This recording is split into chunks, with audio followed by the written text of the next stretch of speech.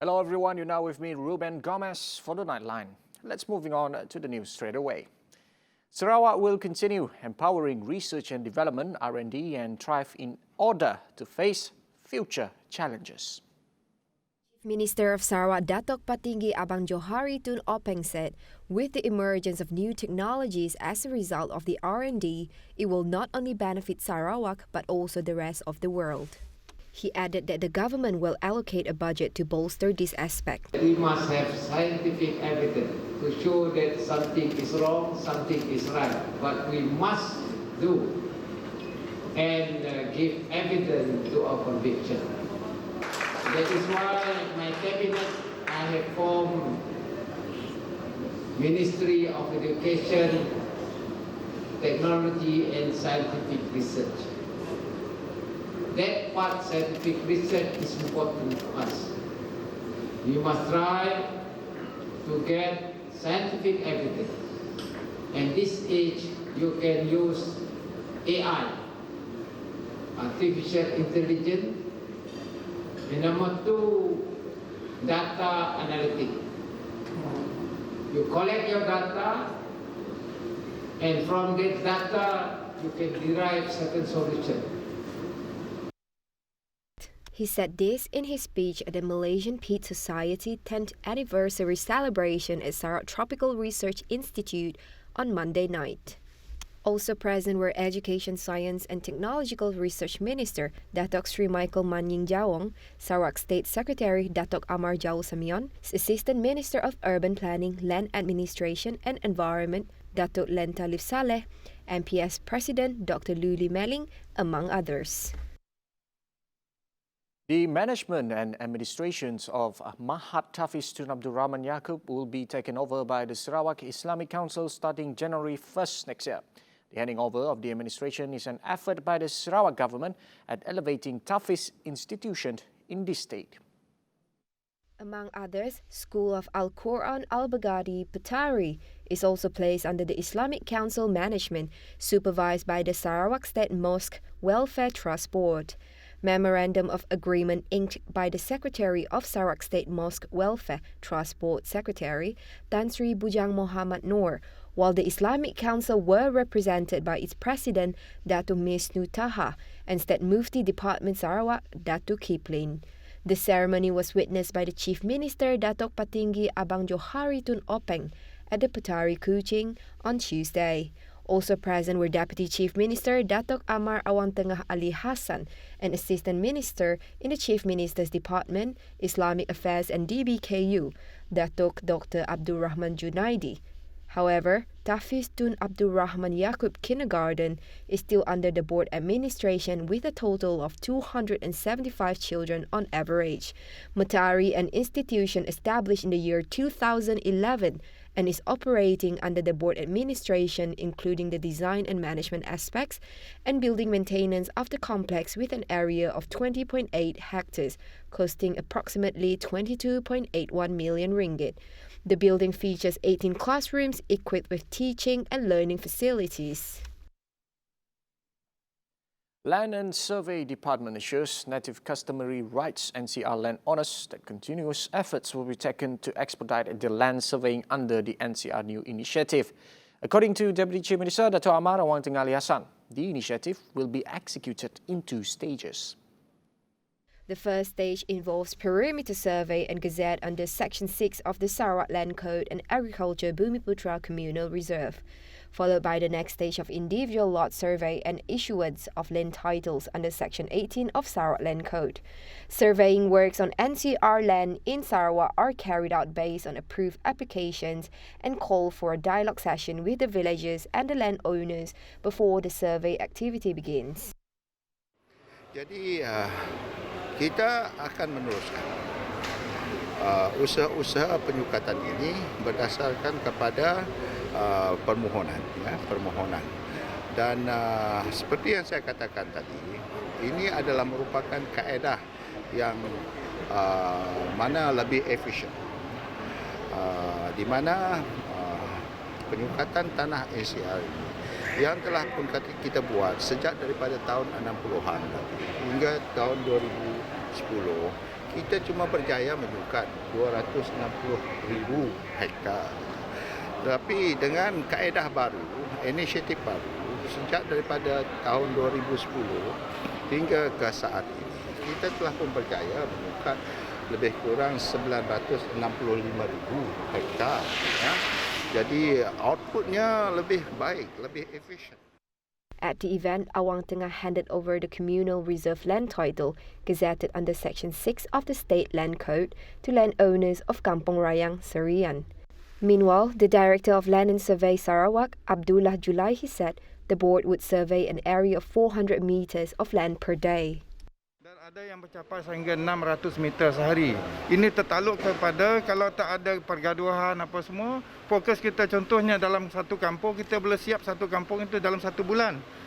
Dan dengan kerjasama DBNA, di kawasan Bidayu boleh katakan tidak ada perselisihan, cuma perubahan sedikit sebanyak sebarang itu biasa. Jadi fokus utama yang Datuk Amar katakan tadi ialah intipati kepada kejayaan ini ialah kerjasama.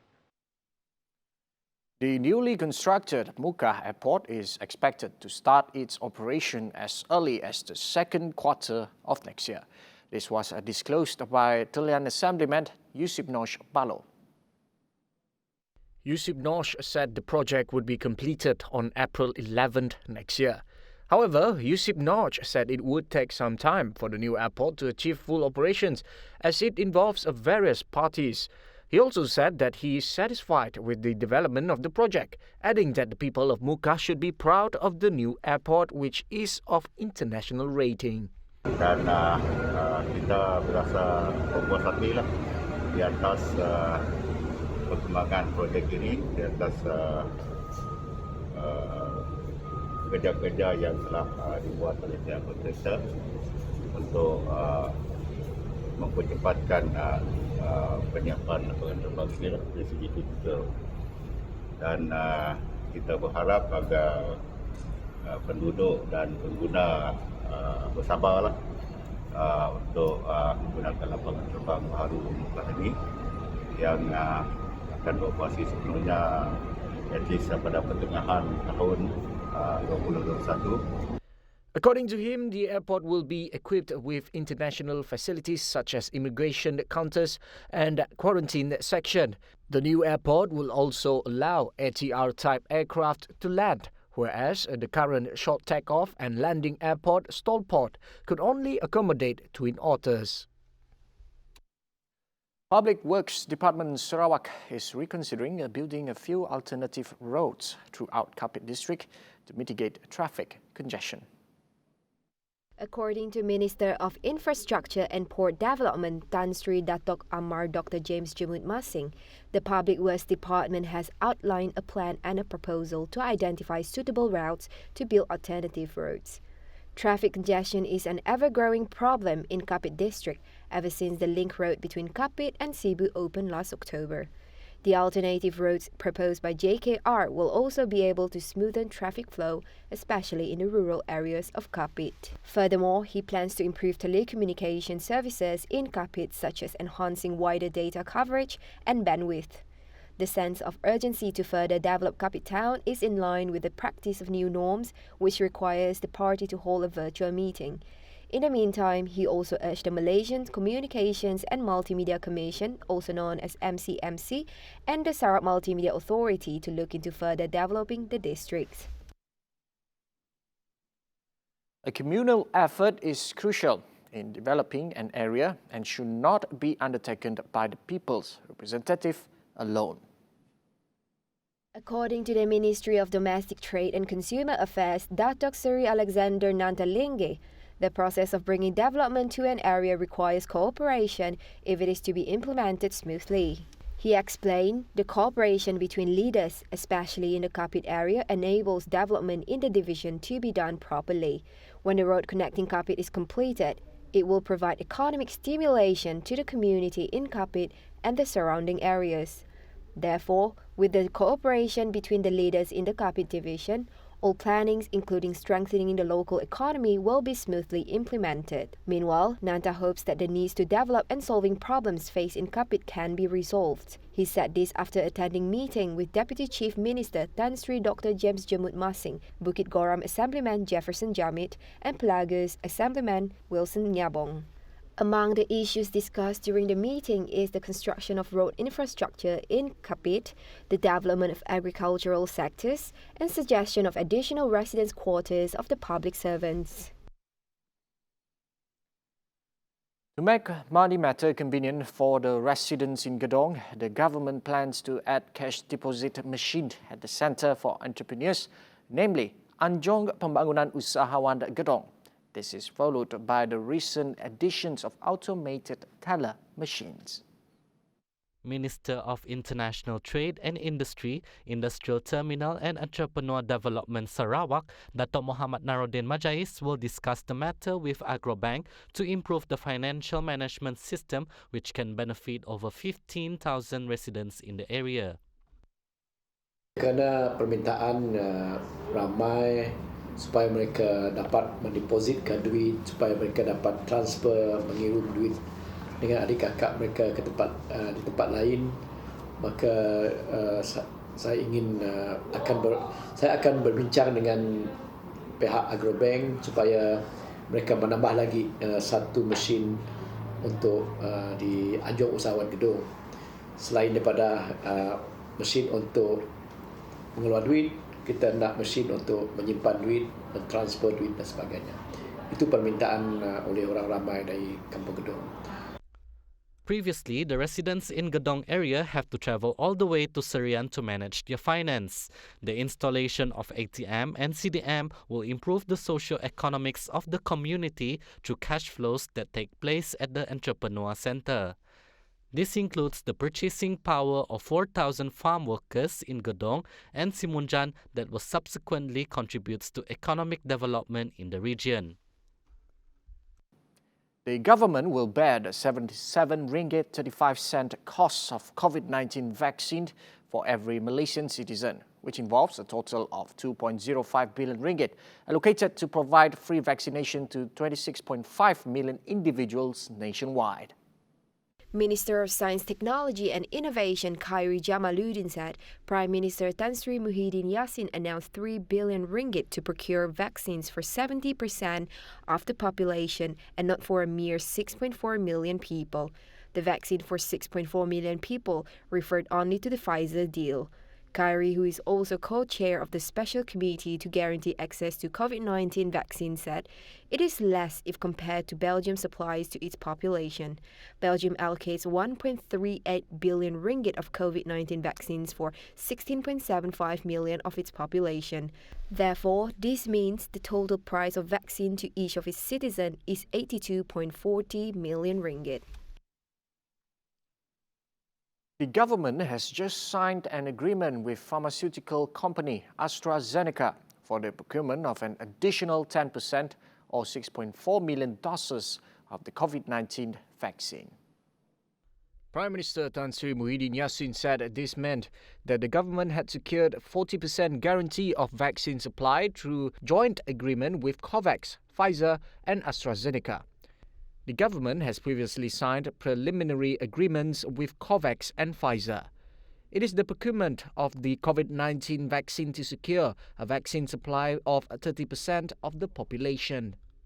Kerajaan juga sedang dalam proses rundingan akhir dengan Sinovac, CanSino dan Gamaleya bagi mendapatkan jaminan bekalan vaksin bertambah melebihi 80% jumlah populasi negara atau 26.5 juta. He said this in a video on the recent development of COVID-19 vaccine for Malaysians today. Muhyiddin said through all the negotiations and agreement that have been and will be signed, the government will spend a total of 2.05 billion ringgit. The agreements with Sinovac, CanSino and Gamaleya would also provide added value to the local science and technology sectors which would benefit the people and the country's development. Ini termasuklah melakukan proses pembotolan vaksin di dalam negara, pendidikan dan pembangunan, serta perkongsian pengetahuan dan pemindahan teknologi. Kerajaan akan terus mengadakan rundingan dengan syarikat-syarikat farmasutikal yang lain bagi memastikan negara kita mempunyai jaminan akses bekalan vaksin percuma yang mencukupi.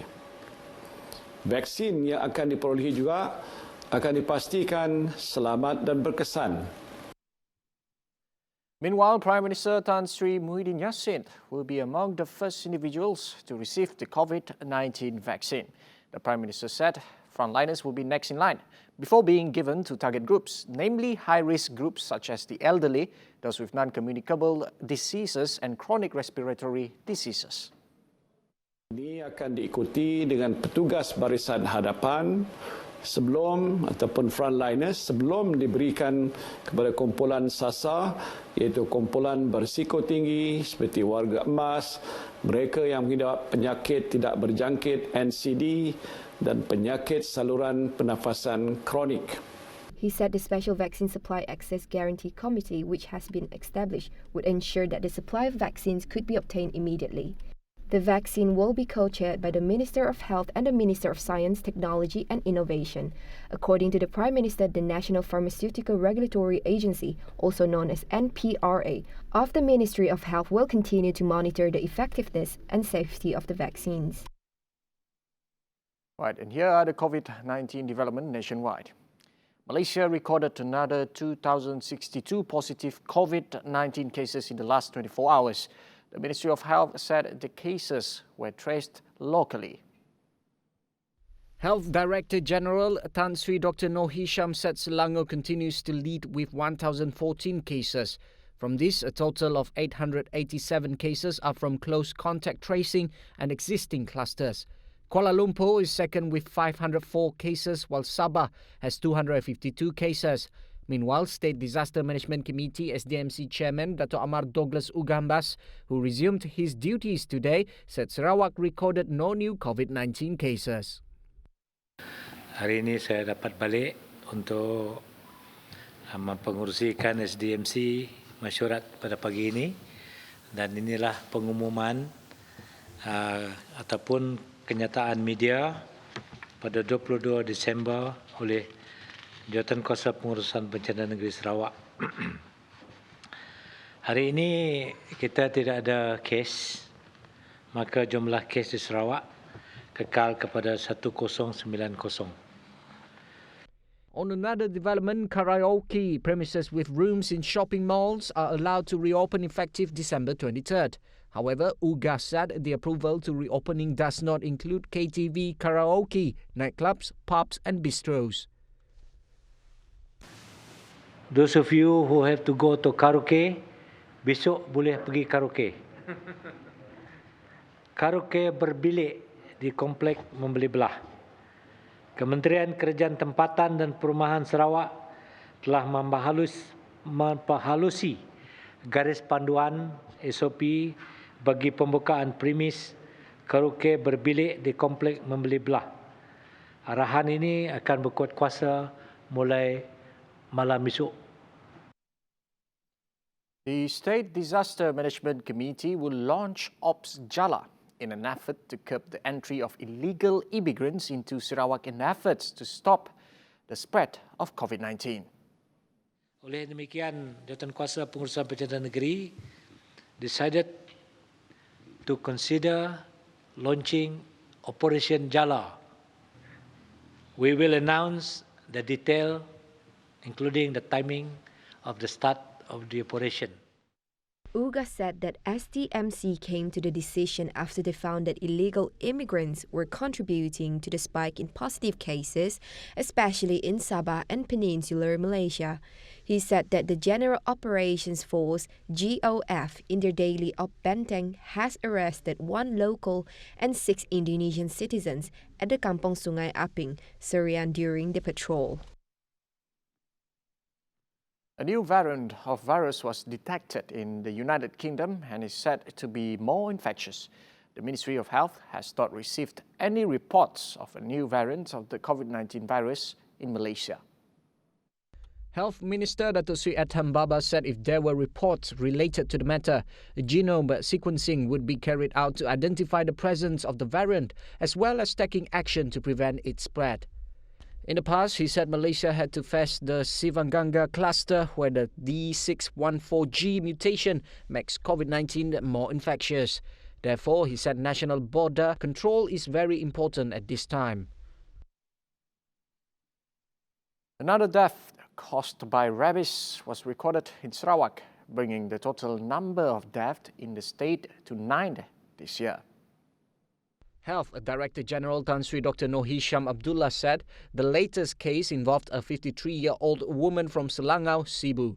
She was admitted to the Cebu hospital on December 8 due to shortness of breath and cough, and succumbed a week after she was admitted on December 17. Results from Institute for Medical Research confirmed that she had been infected with rabies.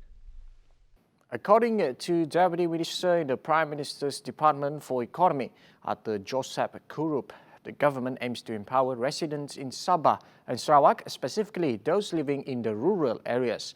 The government stressed for 3 areas, namely education, skills and entrepreneurships. He said this included increasing intake of students with potential into high-performance schools and training institutions cultivate entrepreneurship with the focus on skills, as well as providing assistance for marketing of products. Kerajaan akan terus memberi tumpuan kepada pembangunan di Sabah dan Sarawak. Dan buat kali pertama dalam sejarah, rancangan Malaysia yang ke-12 yang akan dibentangkan pada tahun hadapan akan mengandungi satu bab yang khusus untuk pembangunan di Sabah dan Sarawak. He was replying to a question from Senator Dr. Nuing Jaluing, who wanted an explanation on the steps being taken by the government. Arthur said the initiatives clearly showed that the government was committed to improving the well-being of the people of Sabah and Sarawak by not sidelining them from mainstream development. Well, that's conclude the Nightline for today. I'm Ruben Gomez. Anytime, anyway. But here's a video for you for the CSR video by TVS itself called TVS Prihatin. Enjoy. Have a good day.